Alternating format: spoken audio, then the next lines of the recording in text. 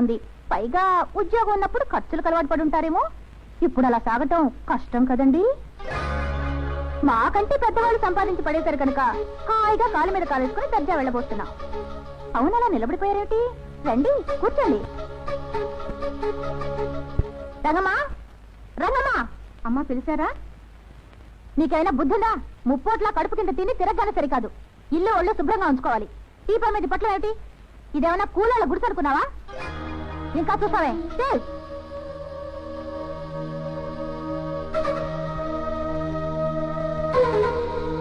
చెప్పునమ్మా. ఓ ఆ సంగతే మర్చిపోయాను. సర్లే అక్కడ పెట్టి నువ్వు వెళ్ళి పని చూసుకో. మధ్యాహ్నం మహిళా మండలి మీటింగ్ ఉంది. పేరుకు మ్యాచింగ్ చెప్పుల కోసం వెతికితే ఒకటి తెగిపోయింది. మళ్ళీ ఈ మోడల్ దొరకదేమో, ఇదే కుట్టించుకురమ్మన్నాం కదా అనుకున్నాను, మర్చిపోయాను. గిరీశం, నువ్వేం అనుకోకపోతే కొంచెం ఆ పని చేసి పెట్టావు. ఇలా భోజనం రెడీ అవుతుంది, వచ్చి భోంచొద్దు కానీ. అలాగే మేడం. దాందే ఉంది. ఆగండి. ఏమిటి సీత, ఇందులో ఏముంది? ఎందులో ఏముందో చెప్పు. ఎందుకు తెగిందో నాకు తెలుసు. ఎవడు మిస్సెస్ సౌందర్య గారు? మీరు భోజనానికి పిలిచింది అభిమానంతోనా, చెప్పులు కుట్టించుకురావడానికి కూలిగానా? సీత, లేకపోతే ఏమిటండి? ఈవిడి గారి చెప్పులు మోయడానికి కాళ్ళు ఎత్తడానికి మీకే అవసరం, అది చూస్తూ ఉండడానికి నాకే అవసరం. అంత ముచ్చటగా ఉంటే ఇలాంటి పనులు మీ ఆయనతో చేయించుకోండి. పరాయి వాళ్ళ ముగ్గులకి ఇలాంటి పనులు చెప్తే ఎవరితో మాట్లాడుతున్నావో తెలుసుకుని మాట్లాడు. అసలు ఏమిటంటే నీ గొప్ప? నీకెవరో కొమ్ములు మంచి నాకు మొలవలేదా? మా వారితో చెప్పానంటే నీ మొగుడు నీ గొప్ప అయితే నా మొగుడు నా గొప్పే. నీ మొగుడు పోలీస్ అయితే నా మొగుడు పోలీసే. నీ మొగుడు కట్టేది కాకి అయితే నా మొగుడు కట్టేది కాకియే. నీకుంటే 10 సార్లు తిను, 20 చీరలు కట్టుకో. తిన్నది అరకపోతే వీధులు పడి ఊరేగా. అంతేగాని నీ పొగరు నా దగ్గర కాదు. నోరు మూసుకుంటా. నోరు మూసుకుని పడుండాల్సిన క్రమ మనకేమిటండి? మనమేమన్నా ఇవి మోసం కదా నేను దాన్ని బతుకుతున్నావా? అసలు ఏం చూసుకున్నా నీ టెక్కు? ఆఫ్టర్ ఆల్ మా ఆయనకి సెల్యూట్ కొట్టే కానిస్టేబుల్ పెళ్ళానివి. నా మొగుడు నీ మొగుడు కొట్టే నీ మొగుడు ఇంకొకళ్ళ మొగుడు కొడతాడు. మీరుండండి. మీ ఉద్యోగానికి తక్కువ కావచ్చు, కానీ పౌరుషానికి కాదు. ఆస్తికి తక్కువ కావచ్చు, కానీ ఆత్మాభిమానం లేని వాళ్ళు కాదు. చెప్పులతో ఏదో చేద్దామనుకొని చెప్పుల వల్ల తినే పరిస్థితి తెచ్చుకోకు.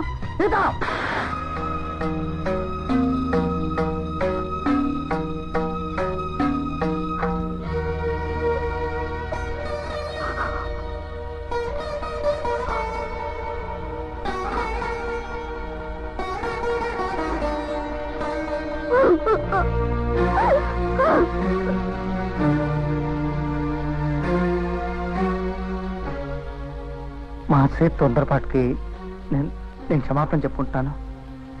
దాని మాట పెద్దగా పట్టించుకోకండి.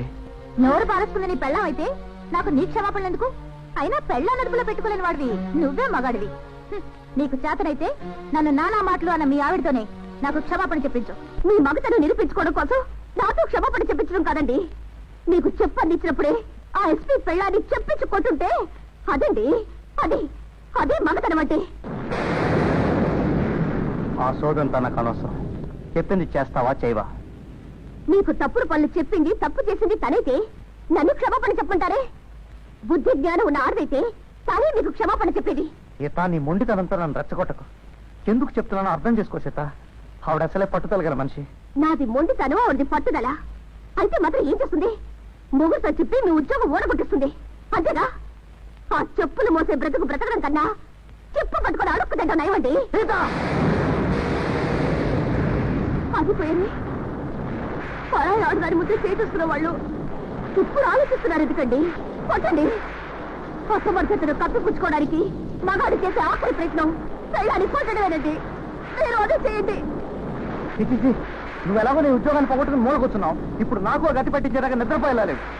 అంటే నేను ఉత్తి పుణ్యానికి ఆ చెప్పులతో పగపడ్డానా? మగాడయ్యుండి మీరు ఆత్మాభిమానం లేకుండా అది చెప్పులేటలా తైతక్కలాడుతుంటే నా మొగుడు మరో ఆడదాని ముందు తల వస్తుకోదనుకోవడం నా తప్ప? ఆత్మాభిమానం గడితే గుట్ట. పై వాళ్ళ దగ్గరికి వెళ్ళినప్పుడు కాస్త మర్యాద ఇవ్వాలి.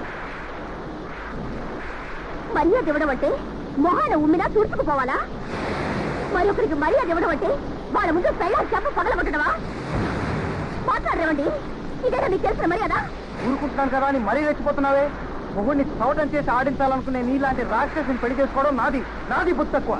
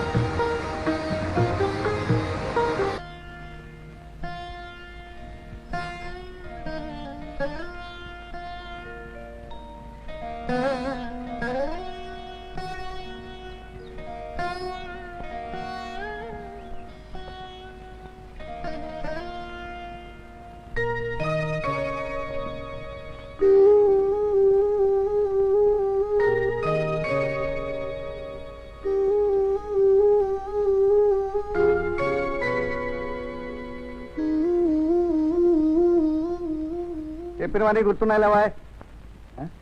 లక్ష్మి, కొంచెం ఆఫీస్ పని చూసుకో అమ్మా.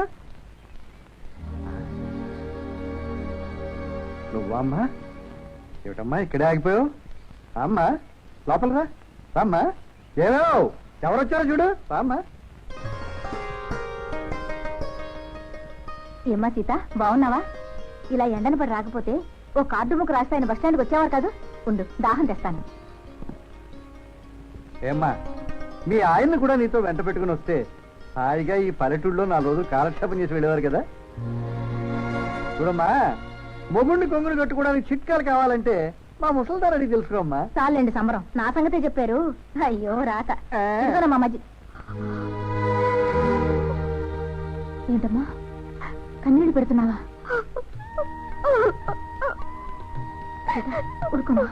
ఏమైందమ్మా? ఇచ్చిదానా, ఎందుకమ్మా బాధపడతావు? మేమంతా లేవమ్మా. ఊరుకో, అసలు ఏం జరిగిందమ్మా? లక్ష్మి ఎప్పుడు బయలుదేరిందో లోపలికి తీసుకెళ్ళి స్నానానికి నీళ్లు పెట్టి భోజనానికి ఏర్పాటు చేయాలి. వెళ్ళమ్మా. జానకి, ఆడది ఇల్లు వదిలొచ్చి పరాయి వాళ్ళ ముందు కూడా కన్నీళ్లు దాచుకోలేకపోయిందంటే ఈ నిర్వాకం ఆ కట్టుకున్న వాడిదే అయి ఉంటుంది. చూడు, ఇప్పుడేం అడగ, తర్వాత తనే చెప్తుంది. వెళ్ళి. ఎవడే ఆ తసుదద్దమ్మా? చేసే నిర్వాకం చాలక పిల్లల్ని వెళ్ళగొడతాడా? పైపించలేదో మొగతనం అనుకుంటున్నాడా? అసలు ఎవడే వాడు? ఏం ఉద్యోగం వెళ్ళబడుతున్నట్ట? ఎంత అడిగినా వివరాలు మటుకు చెప్పట్లేదండి ఆ పిల్ల. ఎంతసేపు వాళ్ళ ఆయన పై ఆఫీసరు, ఆ పై ఆఫీసరు పెళ్ళమంటుందే తప్ప అసలు పేర్లు చెప్పండే. ఈ దొంగతేవుడు ఎందుకు కానీ రేపు పొద్దున సీతను నాతో వెంట పెట్టుకెళ్ళి ఆ ముగుడు చోటల లెంపలు వాయి కొడతాను. ఆ ఆఫీసర్ గారి పెళ్ళం పినుక్కి నోట్లో ఇంత గడ్డి పెడతాను. వద్దండి పెద్దవారు, మీకు తెలియందే ఉంది. భార్య భర్తల గొడవల్లోకి 3వ వ్యక్తి వస్తే గొడవలు పెరుగుతాయే గాని తగ్గవు. ఇలా అన్నానని తప్పుగా అనుకోకండి. దయచేసి నన్ను అర్థం చేసుకోండి. నా బాధంతా ఆయన్ని ఆత్మాభిమానం ఉన్న మనిషిగా నిలబెట్టాలని నన్ను అవమానించిన ఆవిడికి సాటి మనిషి విలువేమిటో తెలియచెప్పాలనే తప్ప భర్తను రాచి రంపాన పెట్టాలన్న కక్ష కాదు. కొన్ని సమస్యల్ని కాలమే పరిష్కరిస్తుంది. నా సమస్యని నేనే చక్కదిద్దుకునే కాలం కలిసొచ్చే వరకు ఒంటరిగా ఉండలేక నీ ఆశ్రయం కోరొచ్చాను. నీకు కష్టం అయితే అయ్యో ఎంత మాట అన్నావమ్మా? మా బిడ్డలాంటి దాన్ని నీ బరువు మేమేం మోస్తున్నాం చెప్పు. నీ ఇష్టం వచ్చిన నాళ్ళు ఇక్కడే ఉండమ్మా. చూడమ్మా, ప్రతి ఇంటా ఓ పొయ్యుంది, మా ఇంటా ఒకటి ఉందన్నట్టుగా భార్యాభర్తలు అన్నాక ఏవో కీచులాట్లు ఉంటాయి, ఎడబాట్లు తప్పవు. కానీ పొయ్యి అనేది వంట చేసుకోవడానికే వాడుకోవాలి, కానీ ఒళ్ళు కాల్చుకోవడానికి కాదమ్మా. భార్యాభర్తల మధ్య ఎడబాటు ప్రేమను పెంచేది కావాలి, కానీ ఆ అనుబంధాన్ని తుంచేది కాకూడదమ్మా. నువ్వు చదువుకుందానివి, ఇంతకన్నా నీకు చెప్పవలసింది లేదనుకుంటాను. చూడమ్మా, నువ్వు కోరినన్నాళ్ళు ఇంట్లో ఉండొచ్చు, కానీ ఏనాడైనా నా సహాయం నీకు కావాలనిపిస్తే నేను కూడా నీ తండ్రి లాంటి వాడిని నన్ను మర్చిపోకమ్మా. ఈ పిండాన్ని ఆ కాలంలో కలిపి పితృదేవతలకు నమస్కారం చేసుకోండి. అలాగేనండి. మంచిది.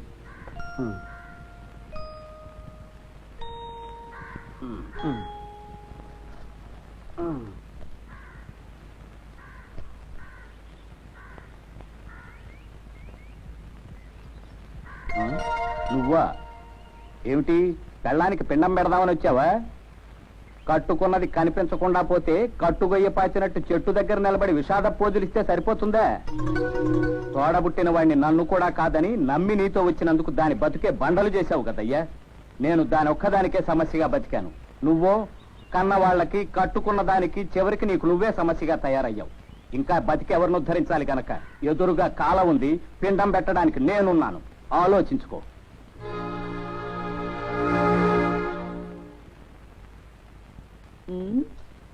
ఏమిటి చదువుతున్నావు? డిటెక్టివ్ నావలా? జనరల్ నాలెడ్జా?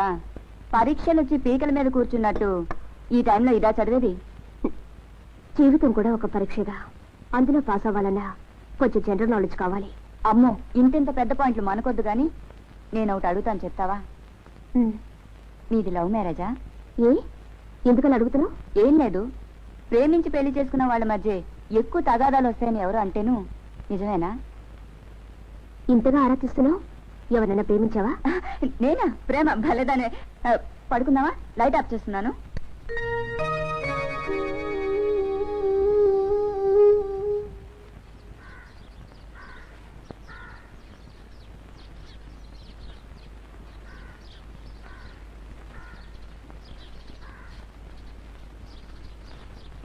ఏంటి?